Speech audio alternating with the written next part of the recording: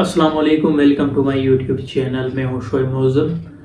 پاکستان کی کرکٹ کے حوالے سے آج ہم آپ کے سامنے تین جو بڑی خبریں آ رہی ہیں اس حوالے سے اس ویڈیو میں آپ سے گفتگو کریں گے.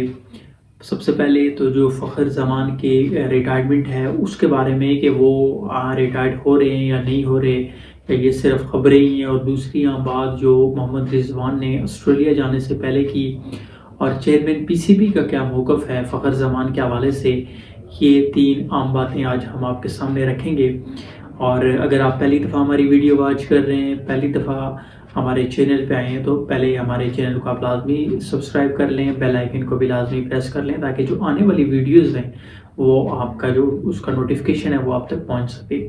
تو آئیے چلتے ہیں اب ویڈیو کی جانب. تو فخر زمان کی ریٹائرمنٹ کے حوالے سے جو خبریں آ رہی ہیں کہ فخر زمان جو ہے وہ ریٹائرڈ ہو رہے ہیں، تو جو ان کے قریبی ذرائع ہیں ان کا یہ کہنا تھا کہ فخر زمان نے اپنے دوستوں سے جو ہے وہ اس بارے میں مشاورت بھی شروع کر دی ہے کہ وہ ریٹائرڈ ہوں یا نہ ہوں، یا پھر یہ صرف خبریں ہی ہیں. تو اس حوالے سے ذرائع کا کہنا ہے، مختلف نیوز جو ہے وہ آ رہی ہیں. کچھ کا یہ کہنا ہے کہ فخر زمان ریٹائرمنٹ کے بارے میں سوچ رہے ہیں، کچھ کا کہنا ہے کہ نہیں سوچ رہے ابھی فی الحال.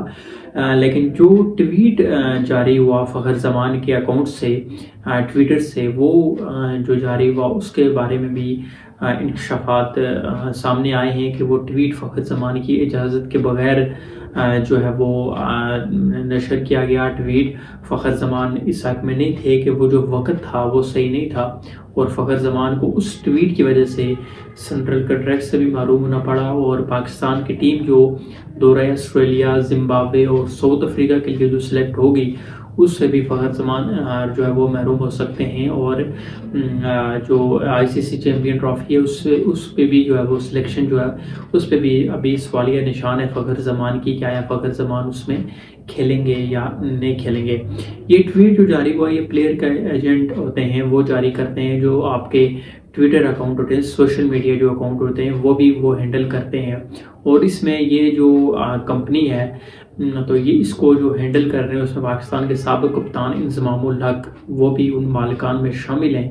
اور اس میں بابر اعظم بھی ہیں اور محمد رضوان اس کمپنی کا حصہ ہیں.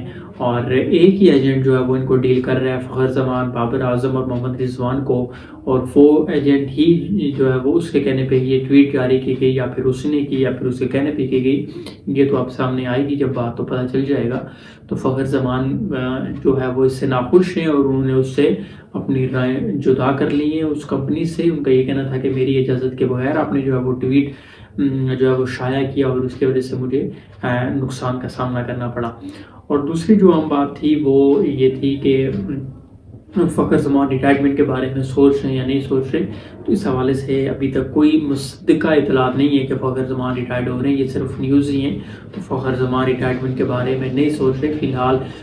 وہ جو پی سی بی کے چیئرمین ہیں، پاکستان کے سلیکٹرز ہیں، وہ یہ سوچ رہے ہیں کہ فخر زمان کو سلیکٹ ہونا چاہیے یا نہیں ہونا چاہیے. کیونکہ دوسری جو عام بات تھی اس ویڈیو میں محمد رضوان کے حوالے سے کہ انہوں نے آسٹریلیا جانے سے پہلے جو گفتگو کی، ان کا یہ کہنا تھا کہ فخر زمان اس ٹیم کا جو ہے وہ عام حصہ ہیں. ان کی جو پرفارمنس تھی آؤٹ اسٹینڈنگ، اور پرفارمنس کی بنیاد پہ آپ ان کو ٹیم سے نہیں نکال سکتے جس طریقے سے وہ ان کے او ڈی آئی میں پرفارمنس ہے، T20 میں پرفارمنس ہے.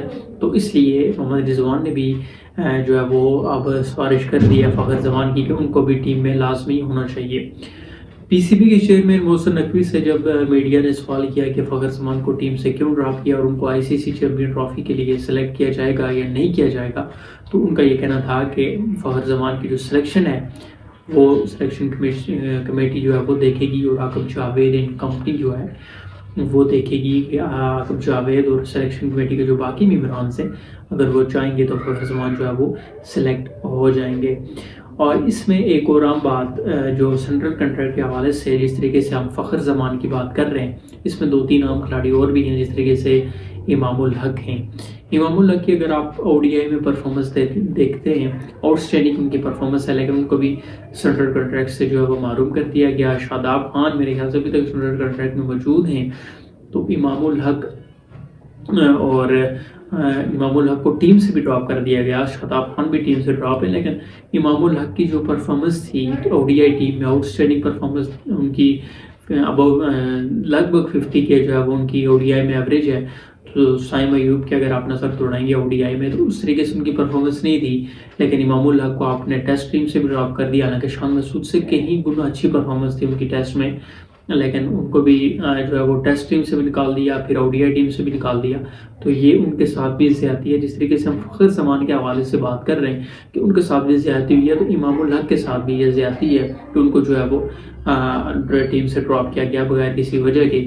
تو جس طریقے سے احمد دانیال کو T20 میں آپ لے کر آئے عقب جاوید، وہ کس بنیاد پہ لے گئے؟ ان کی کون سی اتنی آؤٹ اسٹینڈنگ پرفارمنس تھی کہ آپ ان کو جو ہے وہ ڈائریکٹ ٹیم میں کھلائیں؟ ان کو پہلے ڈومیسٹک میں پرفارم کرنے دیں، پھر آدھی سے زیادہ ٹیم تو جو ہے وہ لاہور قلندر کی اس میں سلیکٹ ہو گئی ہے.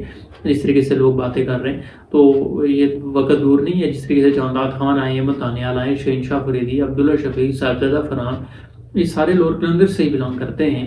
تو لاہور قلندر کی آدھی ٹیم جو ہے وہ حارث راؤ، تو آدھی ٹیم جو ہے وہ آپ نے لاہور قلندر کی سلیکٹ کر دی ہے.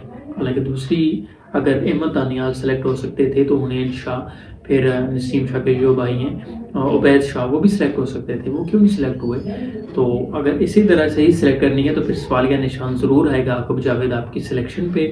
پاکستان کرکٹ بورڈ کو چاہیے کہ جو سلیکشن کرائٹیریا ہے اس کو ذرا سا بہتر کرے.